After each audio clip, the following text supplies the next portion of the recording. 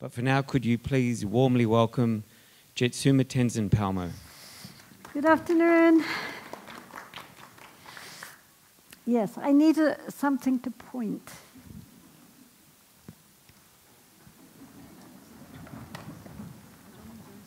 They've all got a postcard. Yes, I know, but I need to point here so they'll know where to look on the postcard. 1 o'clock, 2 o'clock, 3 o'clock. Oh, but I'm right in the middle at the moment. Can I have a... Anyway.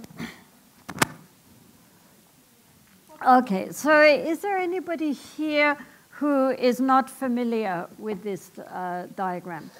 Who's never seen it before and said, what the hell is that? Okay.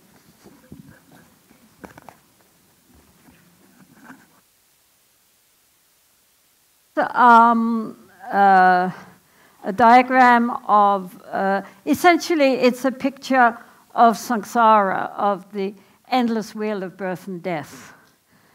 And now traditionally, if you go to any Tibetan monastery, it is usually portrayed on the outside wall as you go in at the entrance, or in our nunnery, it's on the inside wall of the entrance. And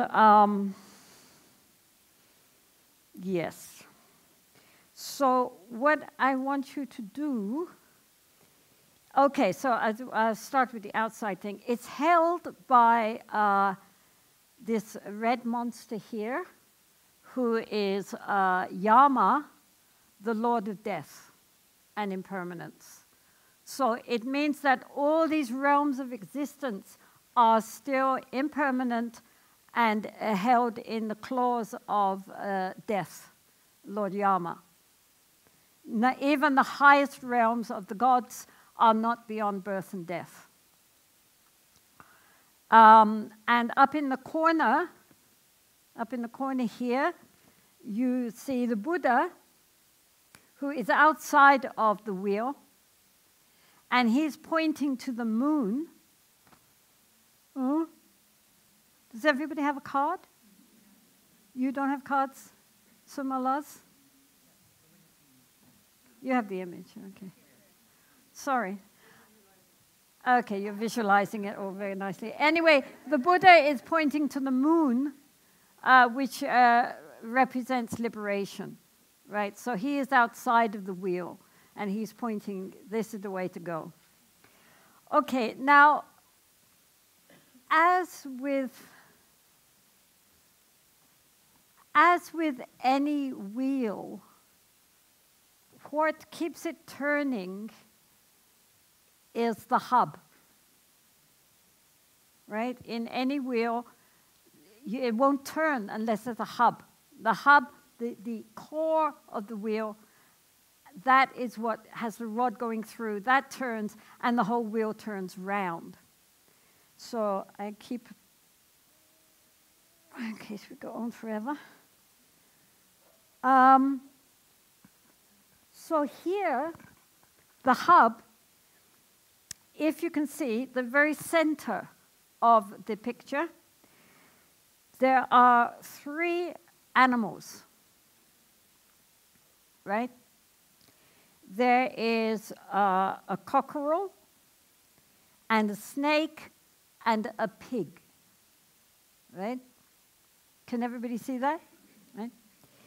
And they are all biting each other's tails, which means that they're all interconnected. And they're going round and round and round, scurrying round and round and round, and that turns the whole cycle.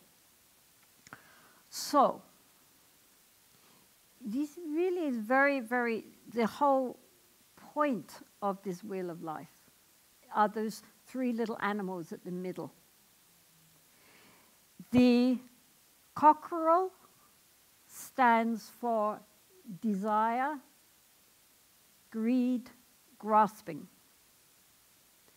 The snake stands for anger, aversion, hatred.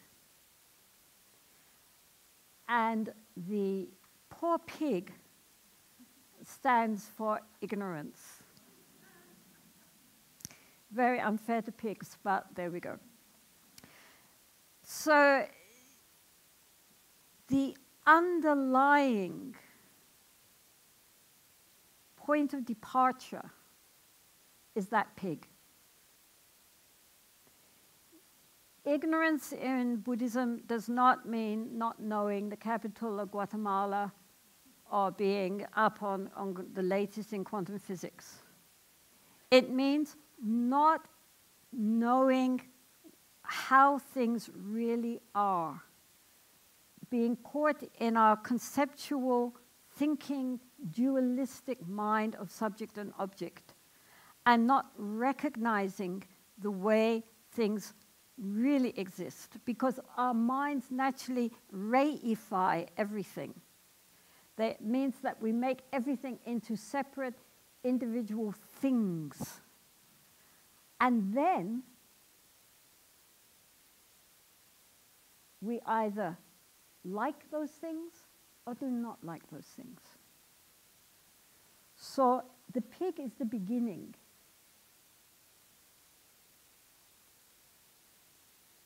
Any impetus which comes through our sense doors,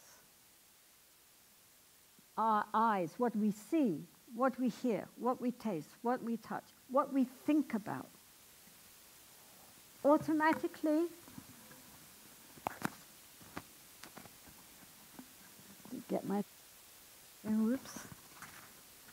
automatically we have the reaction of liking it or disliking it or being indifferent to it. This is very important. Normally this moment of reaction is so fast that we don't even notice it. And this is one of the practices for learning how to be mindful, is to become more and more conscious of how all the input which comes through the senses either is pleasant or unpleasant or neutral. And in that self, that doesn't matter. That's fine. But then, if we are not aware of that initial impulse to liking it, disliking it, or ignoring it, which are these three animals, right? Then, if it's pleasant, we reach out and want to grasp it and hold on. If it displeases us, we feel irritated, annoyed. Oh, it's a sound, I don't like that, you know, and feeling annoyed and irritated and angry. Or else we're indifferent. And if we stay too indifferent to everything, in that kind of indifference, it's a kind of apathy. It's not an equanimity. It's just a kind of dullness. So right from the start, right every moment to moment to moment, we actually are experiencing pleasure, pain, or indifference, even as you're sitting there.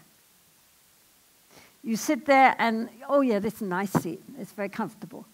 But then after a while, it's not comfortable anymore. You know, so you start moving, right? Why? We do it automatically, but if you're looking, the body is saying, this is discomfort, I don't like it, I want to change it, right? And so moment to moment to moment in our life, we are doing this, and mostly unconsciously. And so it dominates us. Some people are more inclined towards, you know, liking things and being pleasant. Some people are more towards finding things annoying and irritating and frustrating.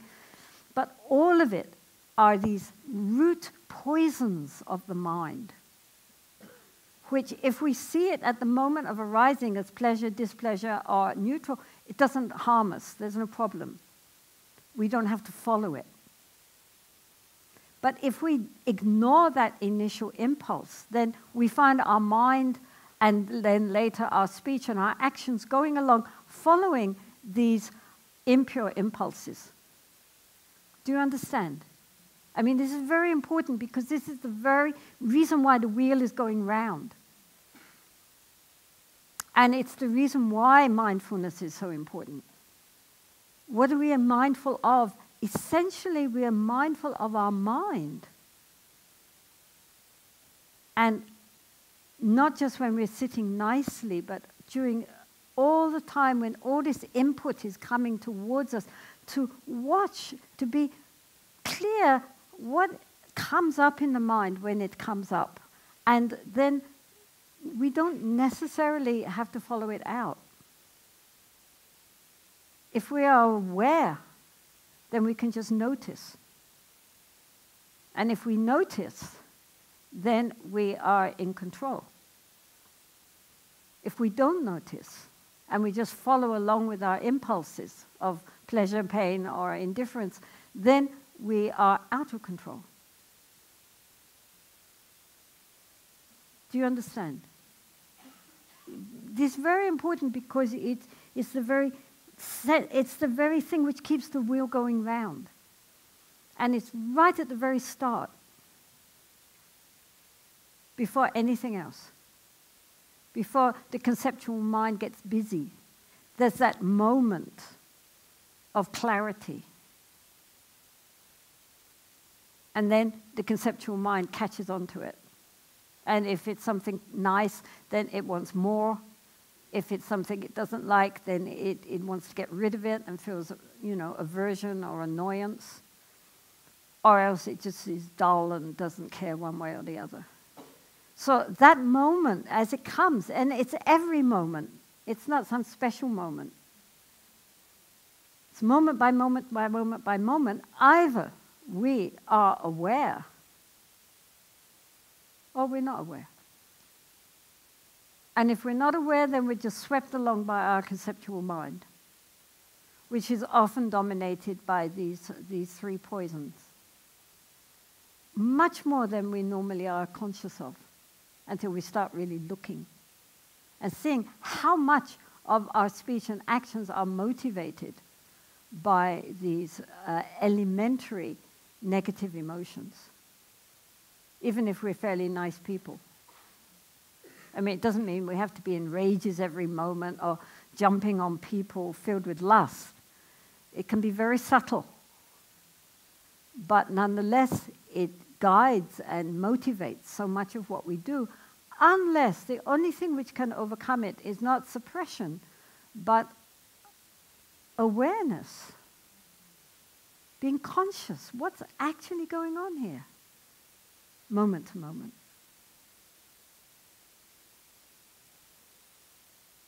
You understand? I mean, so right at the beginning is the clue to how to go beyond this whole cycle. By uprooting. You say, once you take away the hub, then the wheel can't go, right? So it's no good taking away bits or segments. You have to take the core out, the root.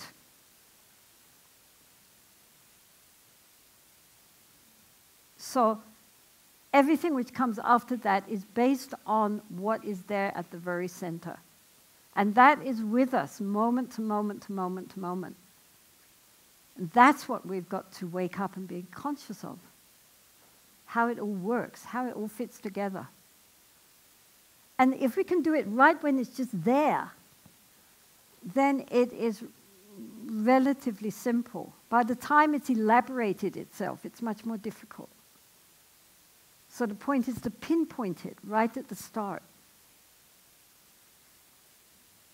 That's what meditation is about. It's not about getting into states of bliss and, ecstasies, or certainly it's not about blanking out. It's not about becoming thoughtless. It's about developing the clarity of the mind so that we can see how much we are imprisoned in our conceptual mind and how we are not our conceptual mind. Most people identify with their thinking and our feelings, our emotions, which are very interconnected with our thinking. And so, what are we thinking? We are thinking in the past. We are remembering things. We are, I remember when I was a child. I remember when I did this. I remember when I did that. We're thinking up in the past, comparing things, regretting and rejoicing. Or we're planning for the future. What will I do next? What's happening, you know, the rest of my life when I get old? What's happening next week? What's happening tomorrow? What's happening, you know, next minute? But all that is just thought. It doesn't exist. The past is gone, the future hasn't come. That's all just thinking, thinking, thinking, thinking. The only time we have, as everybody knows, but we don't believe it, is right now. But even now is not now, because the moment I say now, it's gone. But to be aware, not caught up in the thoughts. The thoughts are like the clouds, but we have to be conscious of the space around those clouds. We have to be aware of the sky. This is why, you know, genuinely why people should be meditating, is to become aware of the space instead of the sky, all those clouds. All that thinking. There's nothing wrong with thinking.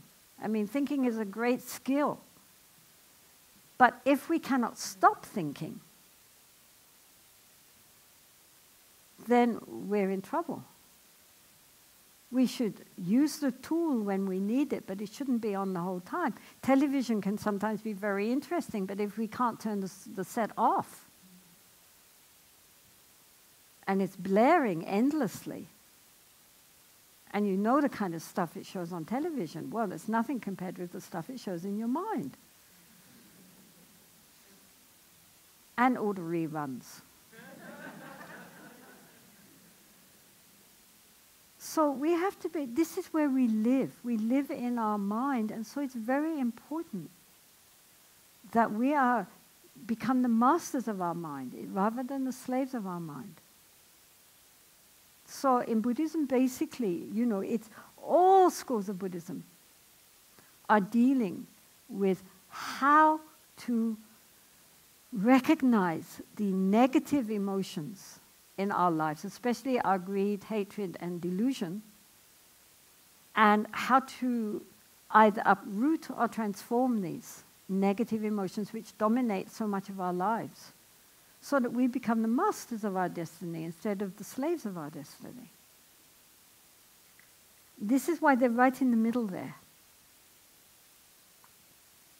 Because until we really look, we don't recognize how much these little animals dominate our emotions and our thinking.